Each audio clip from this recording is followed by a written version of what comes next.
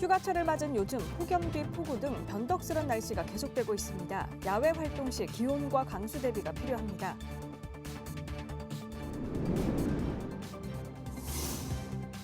광안리 해수욕장에 7월 한 달간 163만 명이 방문한 것으로 나타났습니다. 지난해 같은 기간보다 40만 명 가까이 늘어난 수치입니다.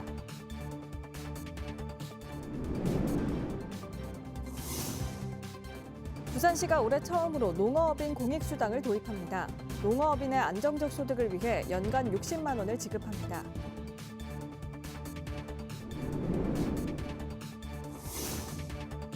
국립해양대와 경성대, 부산외대 등 부산 3개 대학이 글로컬 대학 사업 최종 후보에 오른 가운데 부산시도 막판 지원 사격에 나섰습니다.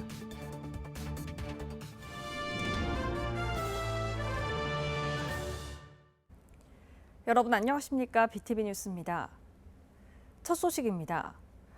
휴가철을 맞은 요즘 햇빛이 쨍쨍하다가도 다음 날은 갑자기 장대비가 쏟아지며 변덕스러운 날씨가 계속되고 있습니다. 이처럼 폭염과 폭우가 반복되는 이유는 무엇인지, 당분간 날씨는 어떨지 김윤정 기자의 보도입니다. 체감온도 35도를 훌쩍 넘는 폭염이 연일 이어지더니 밤부터 갑자기 하늘이 무너지듯 폭우가 쏟아졌습니다. 또한 지면이 달궈진 상태에서 비가 멈추면 곧바로 다시 폭염으로 이어지는 변덕스러운 날씨가 반복되고 있습니다. 이처럼 폭염과 폭우가 번갈아 나타나는 것은 우리나라 주변 기압계의 빠르고 복잡한 변화 때문입니다. 북태평양 고기압과 상층 티벳 고기압이 확장함에 따라 우리나라에 폭염이 나타나고 북태평양 고기압이 수축하면서 고온 다습한 수증기가 우리나라에 유입되어 호우가 내리는 등 우리나라 주변 기압계 변화에 따라 날씨의 변동성이 크겠습니다.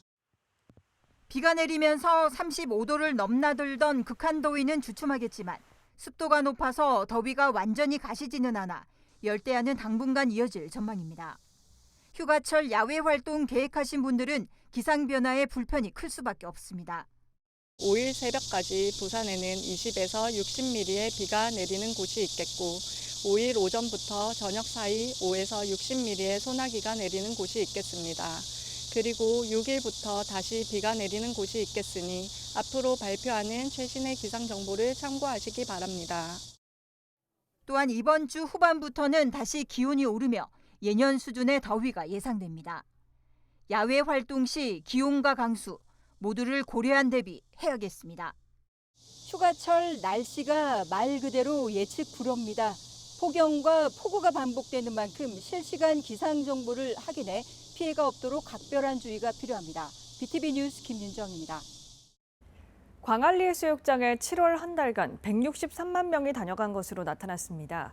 지난해 같은 기간보다 40만 명 가까이 늘어났는데요. 주말 상설 드론쇼와 바다 영화관 등 밤에도 보고 즐길 거리가 늘어나면서 젊은 층의 호응을 이끌어내고 있습니다. 박재한 기자입니다.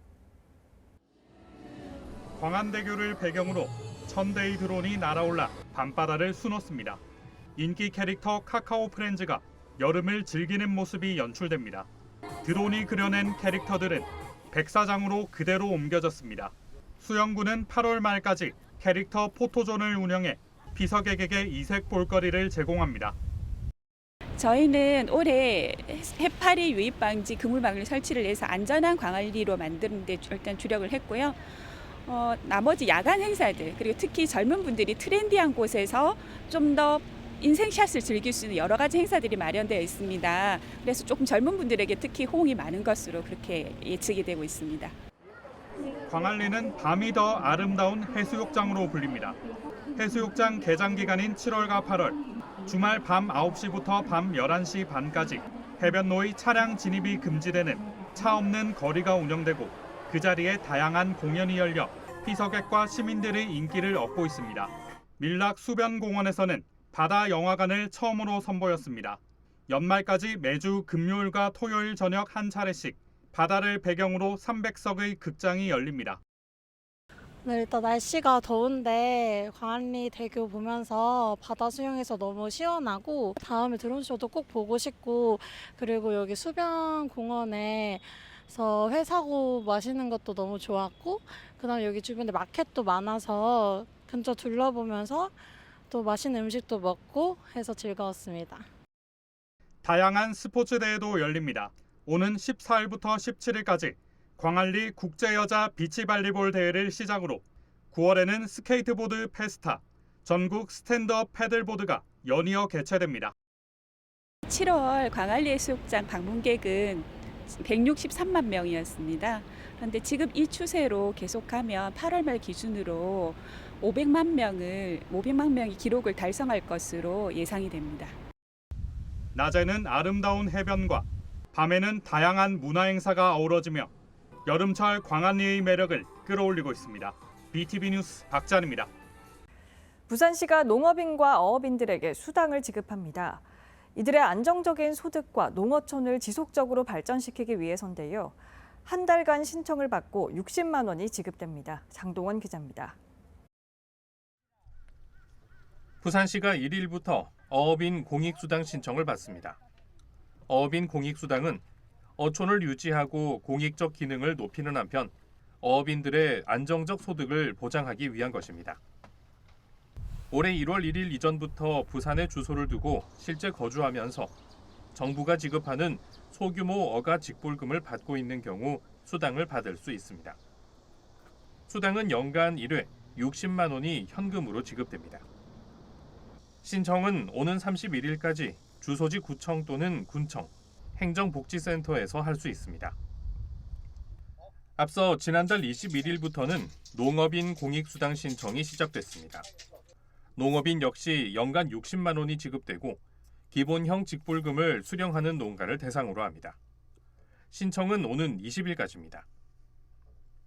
수당 지급은 농업인과 어업인 모두 실태 점검 등을 거쳐 12월부터 진행될 예정입니다. 부산시는 지난해 9월 관련 조례를 마련하고 올해 추경에 예산을 반영하면서 처음으로 수당 지급이 가능해졌습니다. 부산 지역 수당 지급 대상자는 농업인 5,900여 명, 어업인 950여 명인 것으로 파악되고 있습니다. BTV 뉴스 장동원입니다. 과감한 혁신을 시도하는 지역대학을 파격 지원하는 글로컬 대학 30사업. 교육부는 3년 차인 올해 마지막 10개 대학을 가려낼 예정인데요. 국립해양대와 경성대, 부산외대 등 부산 3개 대학이 최종 후보에 오른 가운데 부산시도 막판 지원 사격에 나섰습니다. 박재한 기자입니다. 부산시는 지난 25일 국립한국해양대를 시작으로 경성대, 부산외국어대와 혁신전략 보고회를 가지고 업무 협약 등 글로컬 대학 본지정을 위한 최종 점검에 나섰습니다. 한국해양대는 목포해양대와 통합해 1국 1해양대 체제를 만든다는 구상입니다. 2028학년도부터 부산을 본 캠퍼스로 한 통합대학 출범을 추진하고 첨단 해양산업 분야의 융합과 학과 캠퍼스 특화에 나섭니다. 부산외대는 50개국 이상 다국어 데이터 인프라를 구축해 인공지능 기반 글로벌 교육 허브를 만들고 지역 기업의 해외 진출도 지원할 예정입니다. 경성대는 K컬처 글로벌 혁신 선도대학을 비전으로 미디어 무비, 엔터테인먼트, 마이스, 예술 분야를 중심으로 자체 프로덕션을 운영하고 부산을 거점으로 K컬처 산업 생태계를 조성할 계획입니다. 역량을 갖다가 한 단계 올리기 위해서는 대학 혼자만의 능력을 힘으로는 할 수 없습니다. 그래서 저희가 부산에 있는 문화 그리고 관광 그리고 요 K컬처 관련된 기관 협회 그리고 기업들로 해서 한 300여 개의 기업들로 한 올해 예비 지정된 대학은 전국 18곳입니다. 최종 선정된 대학에는 학교당 5년간 약 1,000억 원을 지원하고 규제 혁신을 우선 적용합니다. 우리 부산의 입장에서는 큰 혁신의 계기가 될 것으로 생각합니다. 또 지역의 벽이랄지 영원함의 벽을 허물고 함께 발전해 나가는 새 모델을 보여주고 있다는 점에서 부산에서는 2023년 부산대 부산교대 통합 모델을 시작으로 지난해에는 동아대 동서대 연합이 글로컬 대학에 최종 선정됐습니다. 예비 대학들은 8월 초까지 최종 실행 계획서를 교육부에 제출합니다. 부산 지역 3개 대학의 운명은 오는 9월 중 판가름 날 전망입니다. BTV 뉴스 박찬입니다.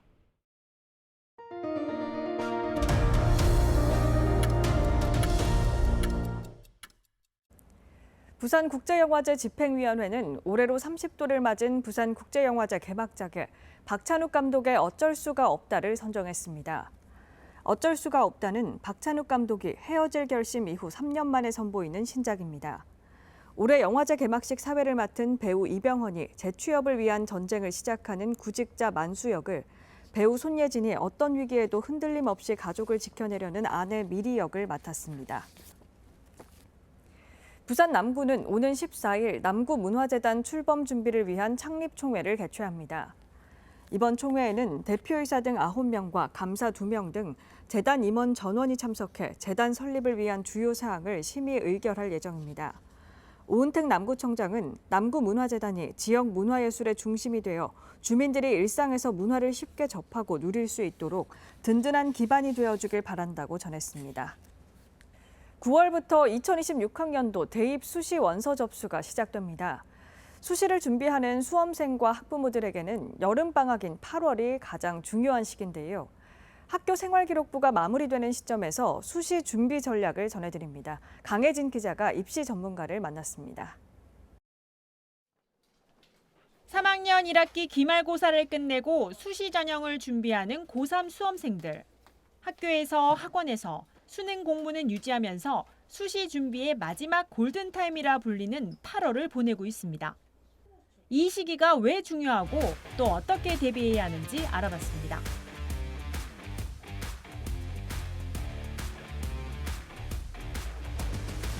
실제로 교과 100전형으로 응시하는 아이들이 아닌 이상은 교과의 최저 학력을 반영하는 전형이라든가 아니면 학교생활기록부 중심의 학생부 종합전형의 최저 학력을 반영하는 또 전형, 이런 것들을 생각해 보면은 이게 끝난 게 아닌 시기가 된 거죠.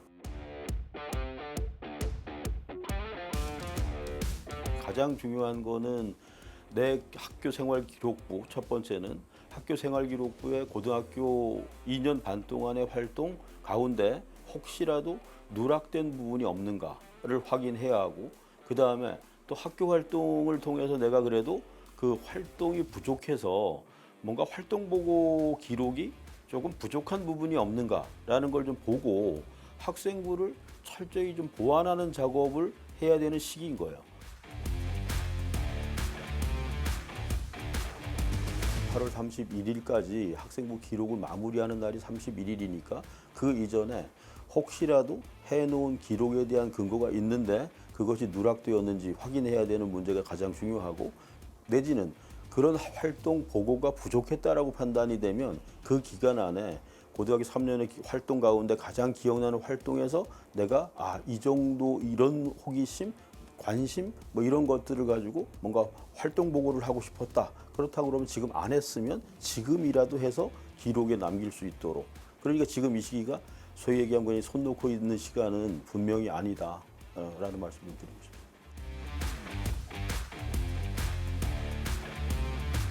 학교 생활과 관련을 지어야 돼요. 그래서 학교 생활에 가장 중요한 거는 동아리 활동이나 대표적으로, 그 다음에 진로 활동, 그 다음에 뭐 독서 활동, 봉사 활동 이런 건데, 그게 교내 활동이 일단 근거가 돼서 그 활동을 하는 과정에서 내가 다른 아이들과 상관없이 나만이 갖고 있었던 관심 뭐 이런 것들이 생각이 날 수도 있고, 아니면 그 시기에 그거를 또 정리해 놓았을 수도 있어요. 그러면 해놨다면은 그대로 기록이 되었는지를 확인하는 거고, 그렇지 않으면은 해서 동아리 담당 선생님하고 아니면 관련 그 담당 선생님들에게 보고 증거 자료를 제출하고 기록을 좀 해달라고 요청을 하면 이것은 반드시 해줘야 하는 겁니다. 고등학교 3년의 과정 동안에 학력평가나 아니면 교육과정평가원에서 봤던 모의평가가 있을 거예요. 그렇다 그러면은 그 모의고사 1학년 때부터 3학년까지의 모의고사 평균 데이터를, 누적 데이터를 확인해서 예를 들면 3등급 수준의 내가 모의고사 결과를 가지고 있다. 그렇다고 하면 그 기준에서 정시로 갈 수 있는 대학의 3등급 수준은 어느 정도 수준의 학교인가라는 걸 판단해 보고, 그 다음에 그걸 기준으로 수시대학을 응시를 해야지 실수를 하지 않겠죠. 예를 들면 3등급 미만에 있는 학교를 수시에 응시를 했어요. 그럼 합격을 했어요. 그러면 정시 기회가 사라지는 상황이 되잖아요. 논술을 준비하는 학생들이 논술 100전형을 제외한 나머지 같은 경우는 최저학력, 수능 최저학력에 집중해야 한다. 그다음에 또 한 가지는 또 논술을 잘 쓰려 그러면 그 대학에 대한 전년도 대학 논술 문제에 대한 유형 분석이 반드시 필요하겠죠. 네, 그래서 전년도 유형 문제, 유형 분석을 반드시 확인해라 하는 말씀을 드릴 수 있습니다.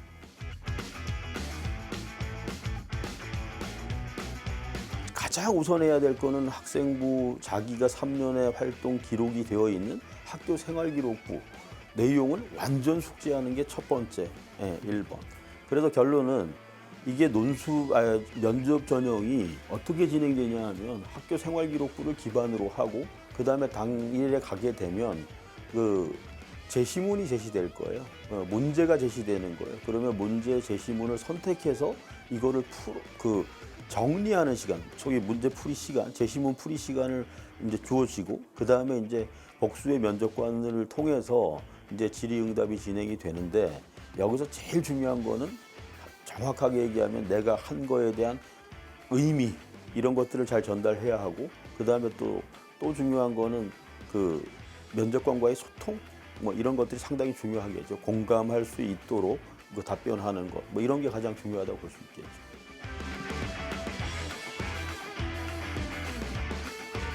수능 누적 데이터, 모의고사 누적 데이터의 수준 분석을 반드시 하고 그다음 이 수준에 있는 학교 하나 하고 그다음에 나머지를 가능성 있는 오차 범위 내에 있는 학교 5개 정도를 선택해라. 수능 기반의 대입 수시. 후회하지 않기 위해서라도 내신에 더해 학생 생활 기록부의 내용을 꼼꼼히 살피는 노력이 필요합니다. BTV 뉴스 강혜진입니다.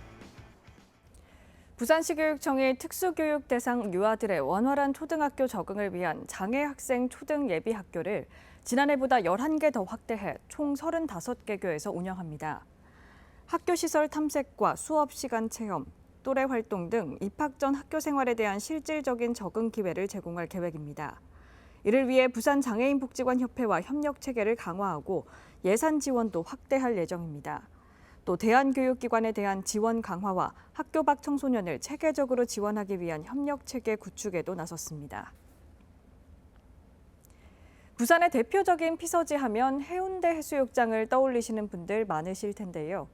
폭염 속 야외 활동이 꺼려진다면 바다가 바라다 보이는 실내 피서는 어떨까요? 수평선과 파도를 바라보며 책도 읽고 바다 생태계도 체험할 수 있는 공간이 있는데요. 부산 기장군 수산자원연구센터를 차선영 기자가 소개합니다. 부산 기장군 일광읍 인근 바닷가에 자리한 수산자원연구센터. 푹푹 찌는 무더위를 피해 실내로 들어서면 바다와 가장 가까운 도서관, 바다숲 작은 도서관이 방문객을 맞이합니다. 드넓게 펼쳐진 고요한 바다를 벗삼아 책장을 넘기다 보면 연일 이어지는 폭염도 있게 됩니다. 사실 요즘 많이 덥지 않습니까?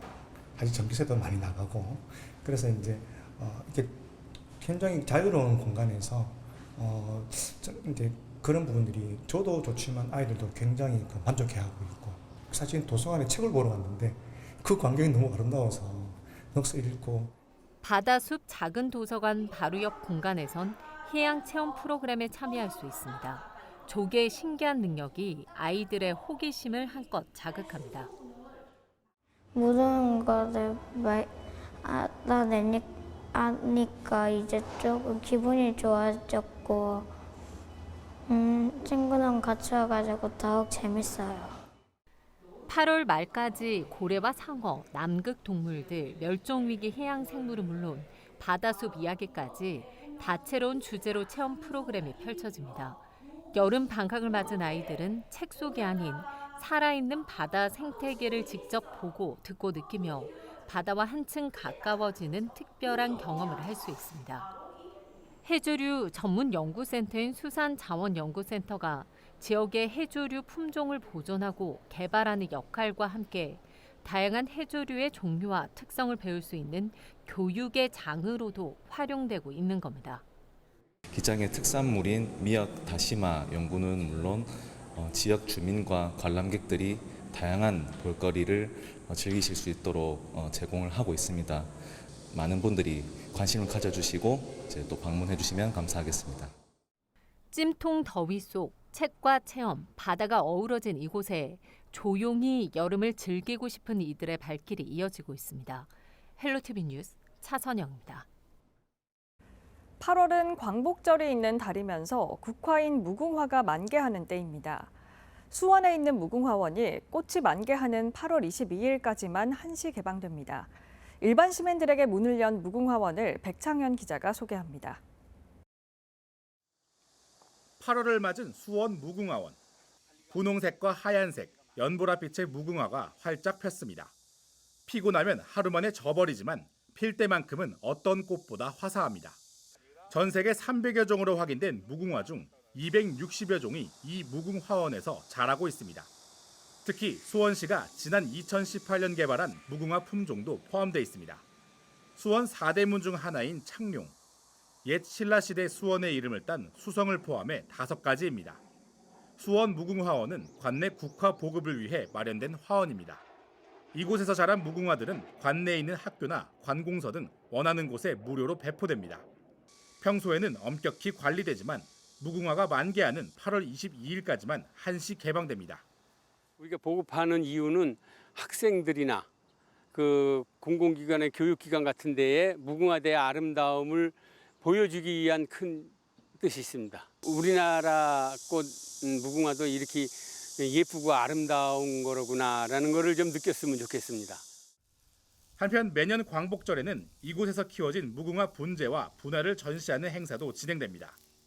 무궁화원에서 키워진 이 무궁화는 오는 15일 수원 현충탑에서 진행될 전국 무궁화 수원 축제에서 시민들에게 무료로 나눠질 예정입니다. BTV 뉴스 백차혜입니다.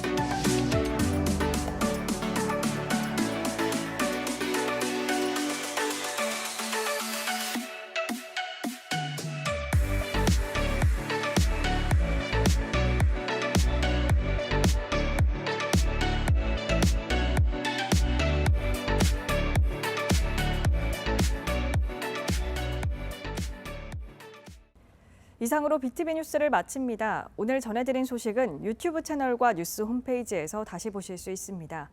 시청자에게 힘이 되는 뉴스로 다시 찾아뵙겠습니다. 고맙습니다. 채널 BTV